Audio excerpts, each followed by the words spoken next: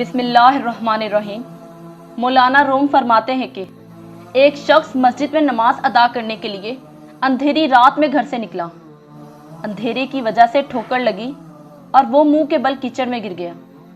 کیچڑ سے اٹھ کر وہ گھر واپس گیا اور لباس تبدیل کر کے دوبارہ مسجد کی طرف چل دیا۔ ابھی چند قدم ہی چلا تھا کہ دوبارہ ٹھوکر لگی اور وہ دوبارہ کیچڑ میں گر گیا۔ کیچڑ سے اٹھ کر وہ ایک بار پھر گھر واپس گیا اور لباس تبدیل کر کے مسجد جانے کے لیے دوبارہ گھر سے نکل آیا۔ اپنے گھر کے دروازے پر اسے ایک شخص ملا جو اپنے ہاتھ میں ایک روشن چراغ تھامے ہوئے تھا۔ چراغ والا شخص چپ چاپ نمازی کے آگے آگے مسجد کی طرف چل دیا۔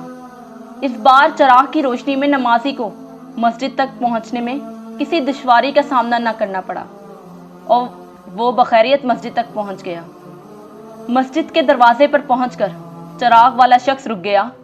نمازی اسے وہیں چھوڑ کر مسجد میں داخل ہو گیا اور نماز ادا کرنے لگا۔ نماز سے فارغ ہو کر وہ مسجد سے باہر آیا تو اس نے دیکھا چراغ والا شخص اس کا منتظر ہے تاکہ اسے دوبارہ چراغ کی روشنی میں گھر تک چھوڑ آئے۔ جب نمازی گھر پہنچ گیا تو نمازی نے اس اجنبی سے پوچھا، آپ کون ہیں؟ اجنبی بولا، سچ بتاؤں تو میں ابلیس ہوں۔ نمازی کی حیرت کی انتہا نہ رہی۔ اس نے پوچھا، تجھے تو میری نماز رہ جانے پر خوش ہونا چاہیے تھا، پھر تو چراغ کی روشنی میں مجھے مسجد تک کیوں لایا؟